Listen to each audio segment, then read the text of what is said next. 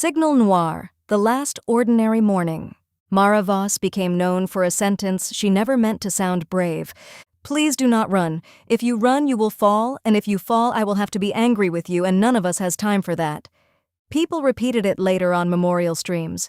They put music under it, slow strings and blue light, as if she had spoken from some high place inside history. Mara hated that. It was not a heroic sentence, it was her school corridor voice, the same voice she used for spilled juice, broken tablets, missing homework, and children who believed whispering became invisible if they did it with enough confidence.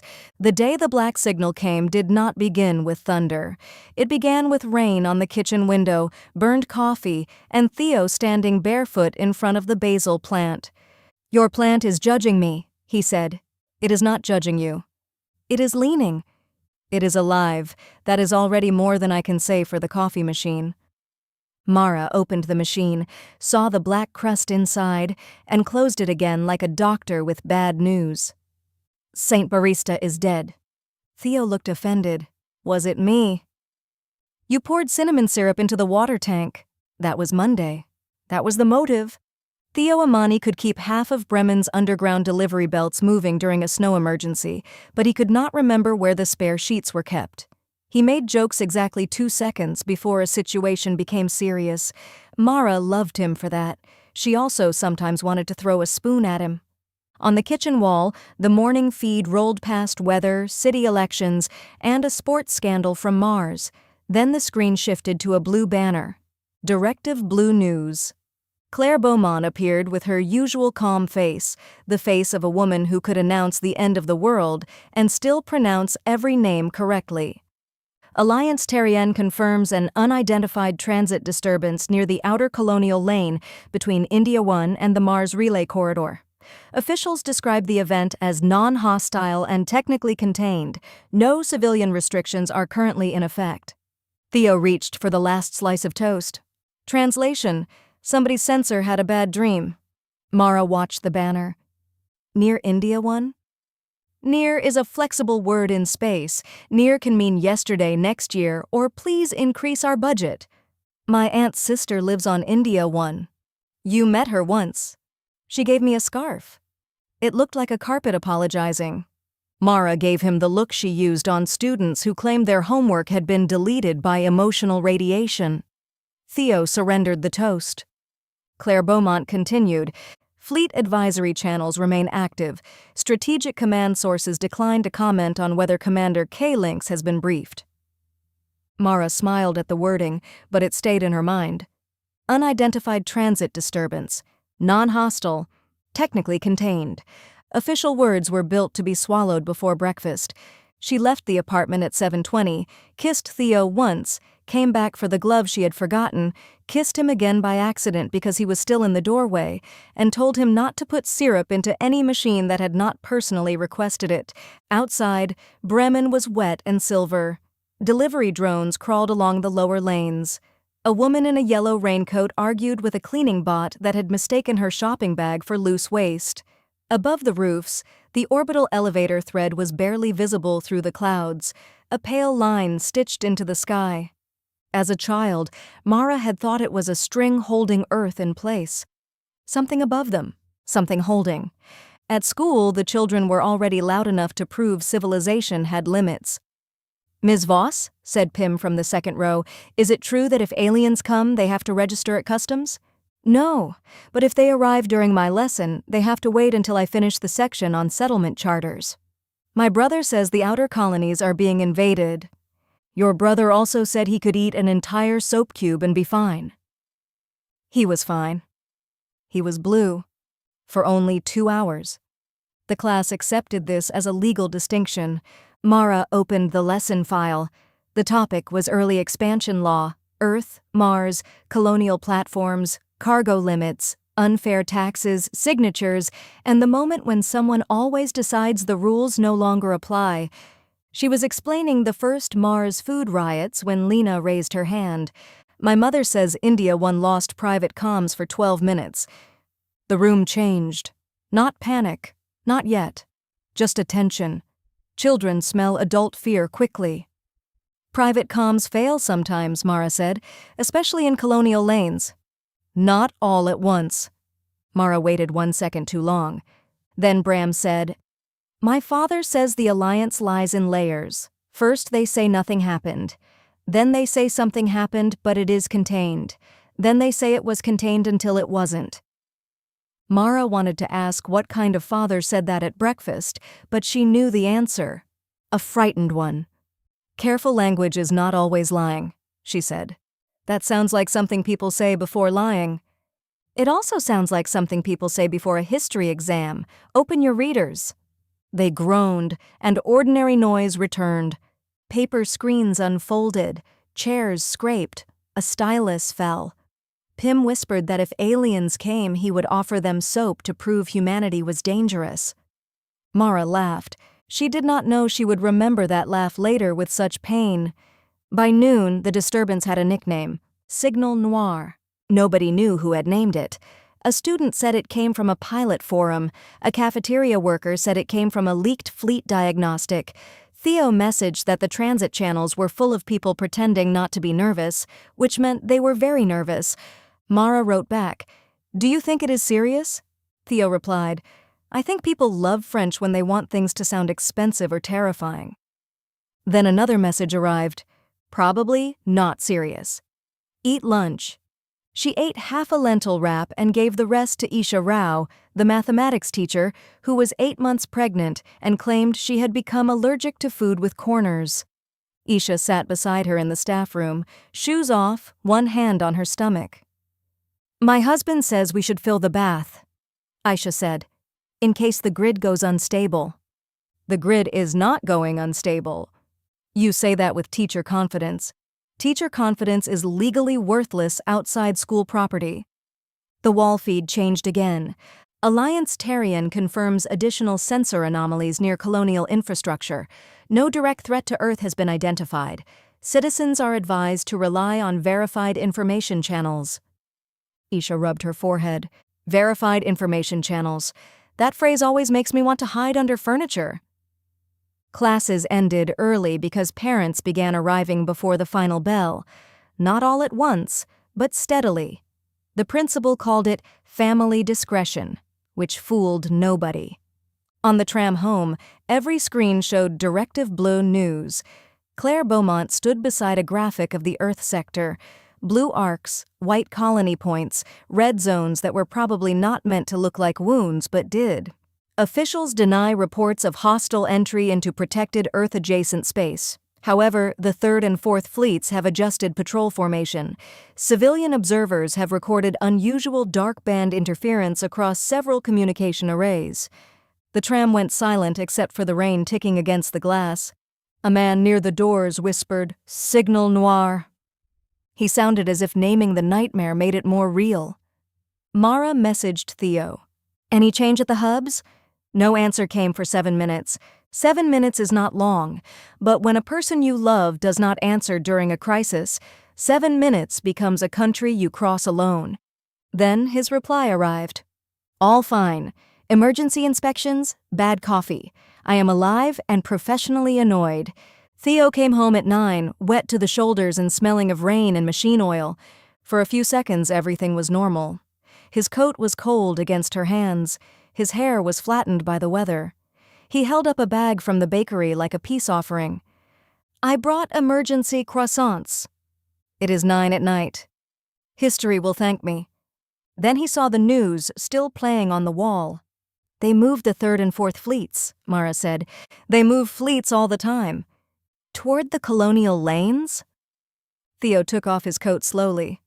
I do not know, he said, and I hate not knowing, so I am making jokes. That is the full confession. They ate soup from a carton because neither of them had the will to cook. The feed repeated the same words until they stopped feeling like language. Non-hostile, contained, no direct threat, verified channels. Before bed, Mara stood on the balcony. The rain had stopped. Above Bremen, the orbital elevator thread glowed faintly. Tiny lights climbed it, cargo moving between Earth and the stations. Ordinary movement, ordinary light. Then, for 1 second, the thread flickered. Mara held her breath. it steadied. Behind her, Theo called from the bedroom, "Come sleep." She did.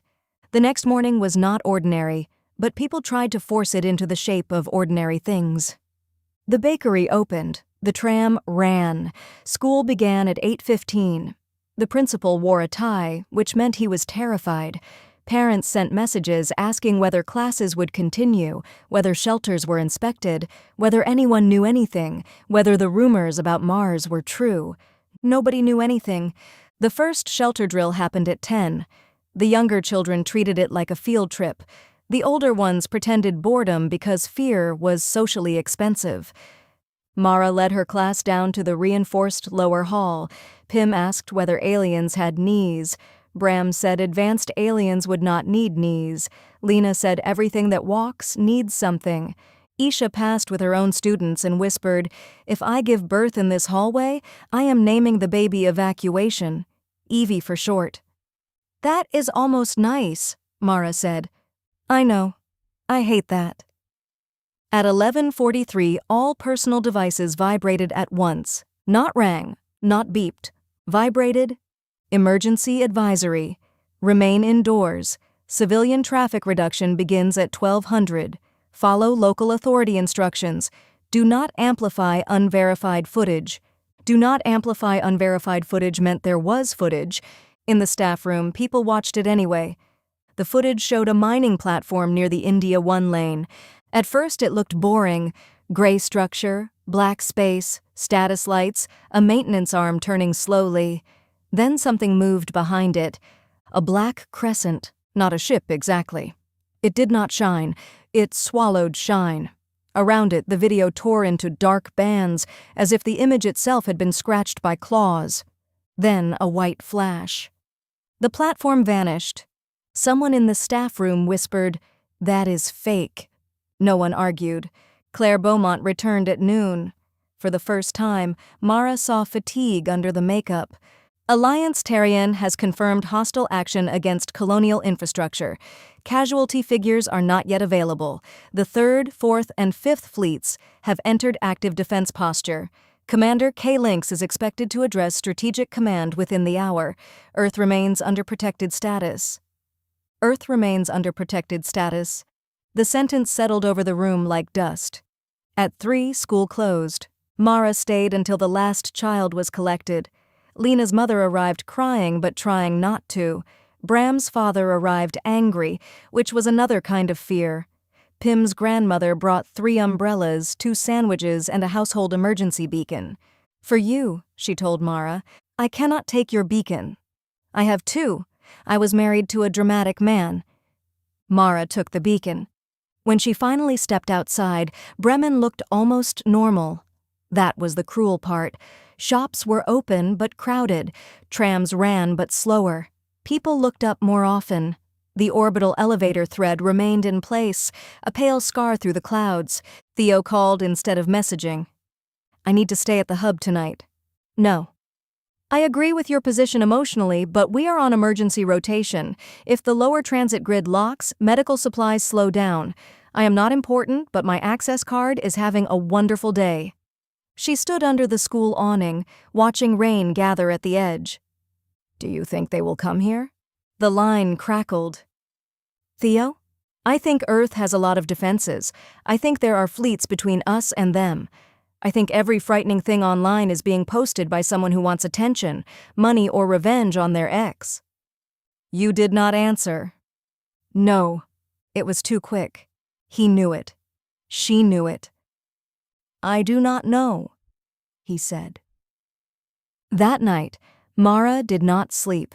She marked essays about Mars governance, cleaned the coffee machine, watered the judgmental basil, packed a small bag, unpacked it because it felt melodramatic, then packed it again. At 2:17, the wall screen turned itself on, not to the news, to black. A tone filled the apartment, low, almost below hearing. It did not sound like an alarm. It sounded like distance. Mara sat up on the couch. The black screen pulsed once. Across it ran a line of broken white text, not in any alphabet she knew. Then the feed returned to normal. showing an advertisement for home insulation with a smiling family pretending not to be paid. "No," Mara whispered, her wrist screen lit with messages. "Did you see that? What was that? Signal Noir?" Then Theo wrote, "Stay away from windows. I am coming when relieved. Lock balcony." She locked the balcony. Morning came gray and airless.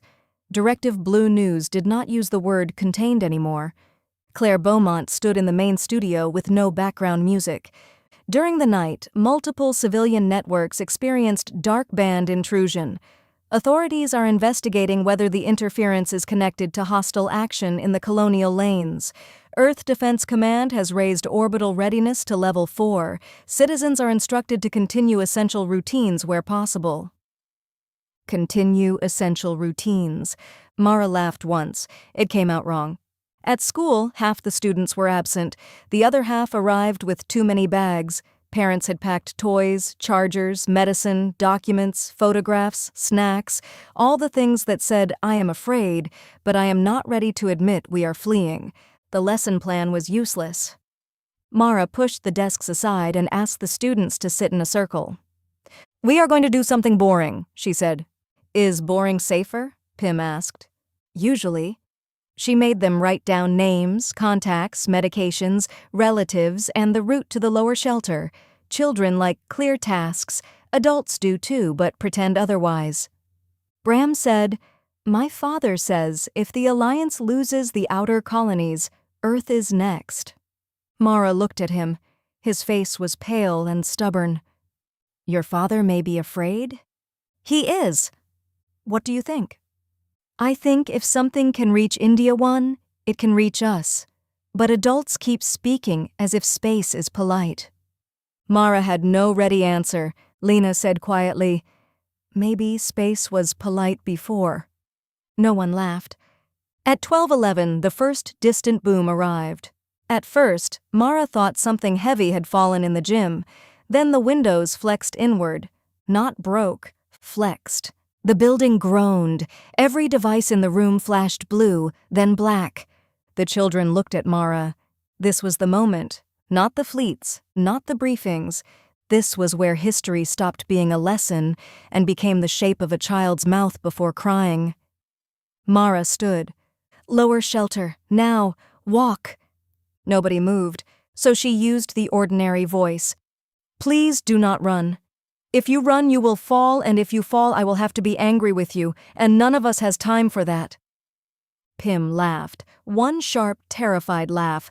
It saved them. They moved. The corridor filled with students, teachers, and the principal shouting instructions he could barely speak. Another boom rolled over the city. The lights went out, came back red. Somewhere above, glass broke. Mara counted heads. 21. She should have had 22.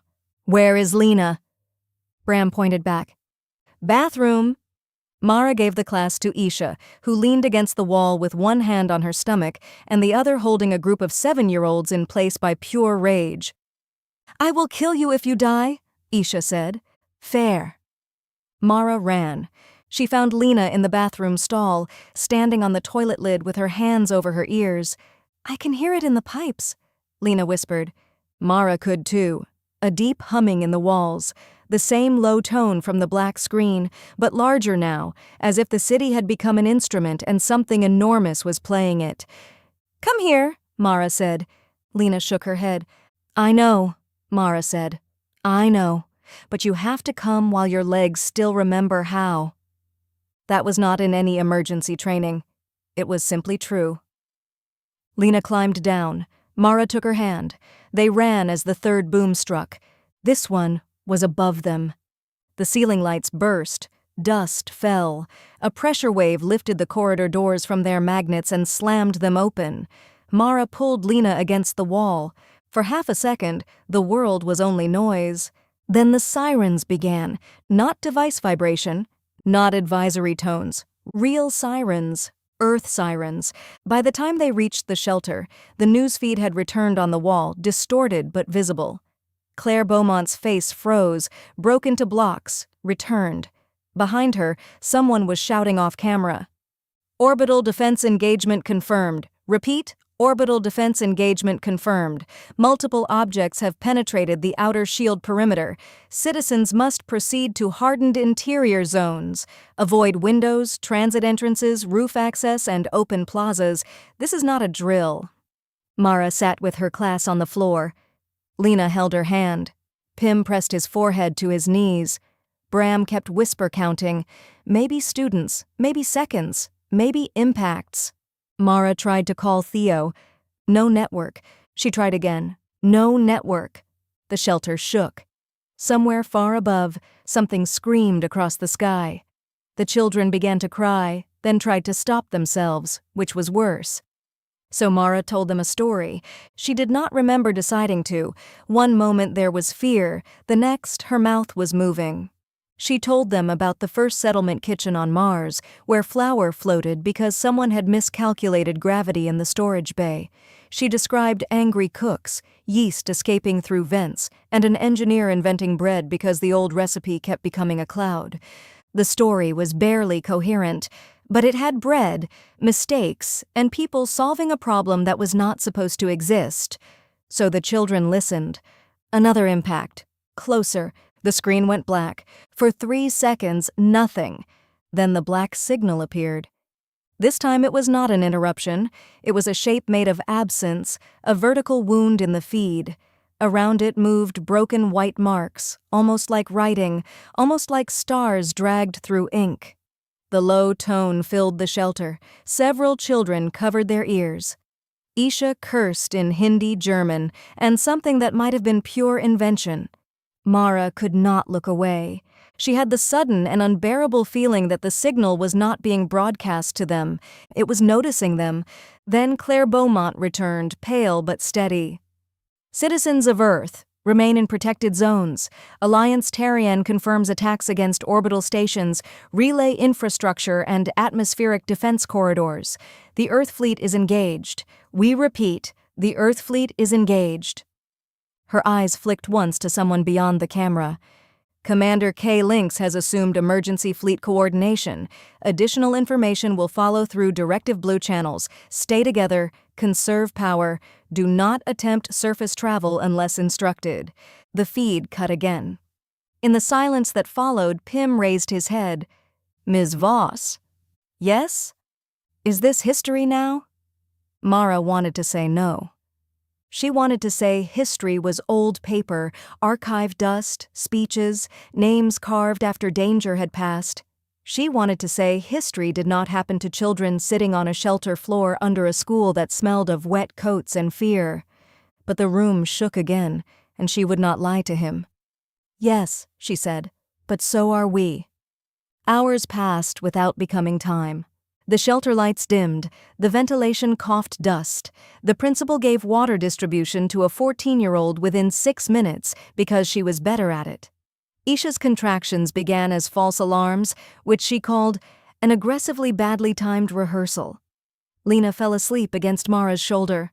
At some point, Theo's message arrived. Alive. Hub damaged. Cannot leave yet. I love you. Your plant is probably fine. Mara laughed and cried without changing expression. She showed the message to no one because it felt too private, and then immediately showed it to Aisha because privacy had become a luxury item. Marry him, Aisha said. We are already registered. Register harder. Near evening, the impacts moved farther away. Rescue drones began to pass overhead, their sound muffled by concrete. The school's emergency mesh connected to a local Directive Blue audio channel. Claire Beaumont's voice was rough now. Initial reports confirmed severe damage to orbital stations and civilian infrastructure. Several colonial relays remain silent. Alliance Terrien requests calm and cooperation. Emergency shelters will receive district-specific instructions. The term Signal Noir is being used across civilian networks to describe the dark band intrusion associated with the attack. Officials have not confirmed the origin of the signal. The children listened as if she were speaking directly into the shelter. Then Beaumont said the sentence no one could soften anymore. Earth has been attacked. No careful language now. No contained, no non-hostile, just the sentence. Earth has been attacked. Mara felt Lena's fingers tighten around hers. What happens after? Lena asked. Mara looked at the emergency lights, the dust on everyone's hair, the red mark on Brême's cheek, Isha breathing through another wave of pain, the principal sitting on an overturned bucket. She thought about saying that fleets would respond, that commanders had plans, that the alliance would protect them. Maybe some of that was true, but not enough. After, Mara said, we check who is hurt. Then we help who we can. Then we tell the truth about what happened. Lena considered this. And after that? Mara looked toward the ceiling, toward the city, toward the sky that had stopped being harmless. After that, she said, we learn why. They left the shelter after midnight. Brême was still there. That was Mara's first thought, and it nearly broke her. The city still had streets, tram rails, apartment blocks, traffic lights blinking uselessly in the dark. But pieces of it were wrong. A tower near the river glowed from within like coal. The orbital elevator thread flickered in sections. Ash fell with the rain. Parents arrived in waves. Reunions happened with cries, anger, silence. Theo arrived at 3 a.m. wearing a cracked transit helmet and one glove that was not his. His face was gray with dust. There was dried blood at his hairline. He opened his mouth, probably to make a joke. Mara put both hands on his chest. No joke. He closed his mouth. Then he held her. For a while, that was the whole world. At dawn, they walked home through a city listening to itself breathe. Their apartment building had lost half the lobby glass. Inside, cabinets had opened, books had fallen, and Saint Barista lay on the kitchen floor, finally beyond resurrection. The basil plant stood untouched on the balcony. Theo stared at it. I told you it had power. Mara laughed. They slept for 90 minutes on the living room floor because the bedroom window had cracked. When Mara woke, the wall feed showed a recorded address from Commander K. Lynx. He stood beside a tactical display, looking like a man carrying numbers no one should have to carry. We are facing an unknown hostile force. Attacks on Earth and colonial infrastructure were coordinated through a signal event now under analysis.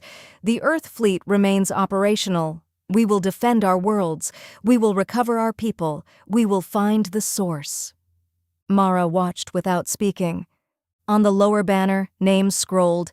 Damaged stations, silent relays, colony lanes under evacuation, missing vessels, confirmed defense formations. 3rd Fleet, 4th Fleet, 5th Fleet, India 1, Mars Corridor, orbital platforms, Signal Noir. Words that had been distant yesterday now lived inside her apartment. Her wrist screen buzzed. Isha had not given birth. Pim wanted to know whether school would be open tomorrow. Brême had sent a file titled, Things Adults Were Wrong About. Lena sent only 3 words. Are you home? Mara wrote back, Yes. Are you safe? The reply came after a minute. I think so. Mara stared at that answer for a long time. I think so. That was the new human condition. Not safety, not certainty.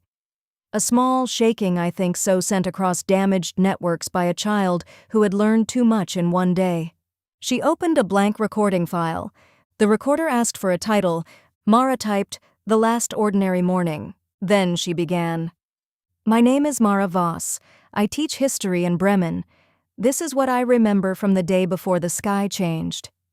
Years later, historians would argue whether Signal Noir was a weapon, a language, a key, or a wound. Mara's recording would be cited because it contained no strategy. Only toast, rain, children, a broken coffee machine, a joke about basil, a teacher lying badly, then telling the truth as best she could. That was how it began for most people. Not with a map, not with a speech, not even with the first explosion. It began when ordinary life continued one moment too long. It began when the news used soft words for hard things. It began when someone you loved did not answer for 7 minutes. It began when a black screen looked back. And after the attack, when Earth counted its dead and the fleets burned toward the dark, Mara Voss kept recording. Because the first duty of the living was not revenge, not yet. The first duty was memory. And memory, she told her students when school reopened in the lower shelter 3 weeks later, is not the past. Memory is the light we carry into places that are trying to make us blind.